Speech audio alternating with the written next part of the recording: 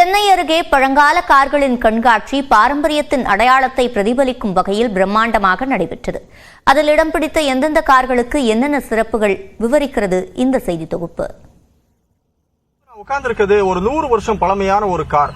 இது எப்படி கிடைச்சது அப்படின்னு பாத்தீங்கன்னா, சென்னையில ஒரு கார் கண்காட்சி நடக்குது. கிட்டத்தட்ட ஒரு 100 ஆண்டுகளுக்கு மேலாக இருக்கக்கூடிய பழமையான கார்களினுடைய கண்காட்சி. வேர்ல்ட் வார்ல தொடங்கி பல ராஜாக்கள், மன்னர் பரம்பரைகள், அரச பரம்பரைகள் வச்சிருந்த பல கார்களும் இங்க கண்காட்சியில இருக்குது.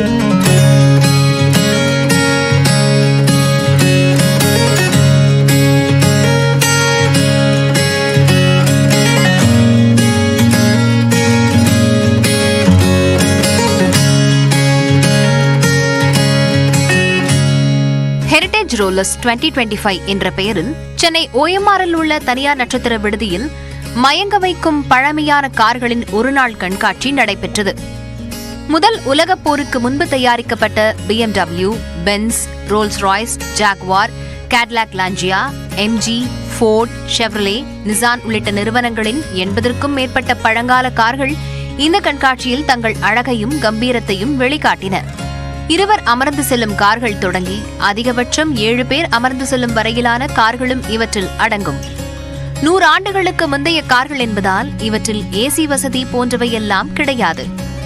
இடது பக்கம் இடம்பெற்றிருந்த ஸ்டேரிங் மூலம் பெரும்பாலானவை வெளிநாட்டு கார்கள் என்பதையும் அடையாளம் காண முடிந்தது. மன்னர்கள், அரச பரம்பரையினர் பயன்படுத்திய 20க்கும் மேற்பட்ட கார்களை வைத்துள்ள ரஞ்சித் பிரதாப் சந்தர்ப்பம் கிடைக்கும் போதெல்லாம் விலையை பொருட்படுத்தாமல் இவற்றை வாங்கிவிடுவது தன் வாடிக்கை என்று கூறுகிறார். இந்த வண்டிங்க கிடைக்கிறது ரொம்ப கஷ்டம். பணக்காரன் ஒரு 20 கோடி வச்சிருந்தா கூட இது போல வண்டிங்க வாங்கவே முடியாது.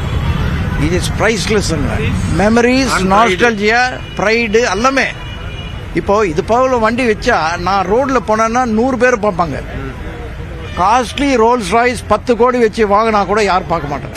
இந்த கார்களை தாங்கள் வைத்திருப்பதே தனி பெருமை என்று கூறும் உரிமையாளர்கள் உதிரி பாகங்கள் கிடைப்பதும் பராமரிப்பதும் கொஞ்சம் சவாலானது என கூறுகின்றனர். To buy it is not very expensive, but what happens is you have to do repairs on these cars. When you repair the cars, that's expensive, unless you do it yourself.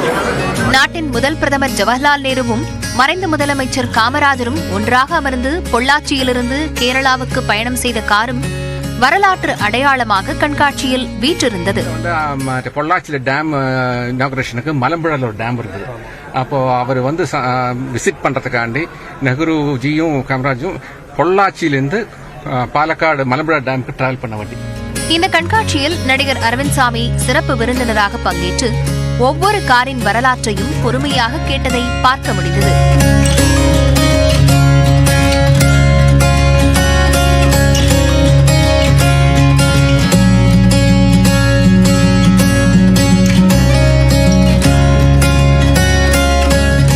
நிறைய passion and enthusiasm இருக்கிறவங்க மட்டும்தான் இந்த மாதிரி ஒரு hobby எடுத்து அந்த ஒரு பழைய காருக்கு இருக்கிற ரெஸ்பெக்ட் இது பண்ண முடியும். ஃபார் எக்ஸாம்பிள், இந்த கார் இந்த ஓனர்ஸோட பேசிக்கிட்டு இருந்தேன். இந்த வண்டியை பாம்பேலேருந்து லண்டனுக்கு எடுத்துகிட்டு போயிருக்காங்க. ஸோ த்ரூ ஏஷியா இது ஒரு கன்வெர்டபிள் மாதிரி. ஸோ எக்ஸ்ட்ரீம் ஹீட்டில் இருந்திருக்கு. அப்புறம் யூரோப் போகும்போது எக்ஸ்ட்ரீம் கோல்டில் இருந்திருக்கு. ஸோ இது இது ஒரு டிராவல் ஒரு டாக்குமெண்ட்ரி மாதிரி அவங்க ஃபில்ம் வேற பண்ணியிருக்காங்க. எத்தனை கோடிகள் கொடுத்து நவீன கார்களை வாங்கினாலும் அத்தனையும் தாண்டி பாரம்பரியத்தின் அடையாளமாய் நிற்பது இந்த பழங்கால கார்கள்தான் என்றால் மிகையல்ல. நியூஸ் 18 தமிழ்நாடு செய்திகளுக்காக ஒளிப்பதிவாளர் ஆனந்தராஜுடன் செல்வகுமார்.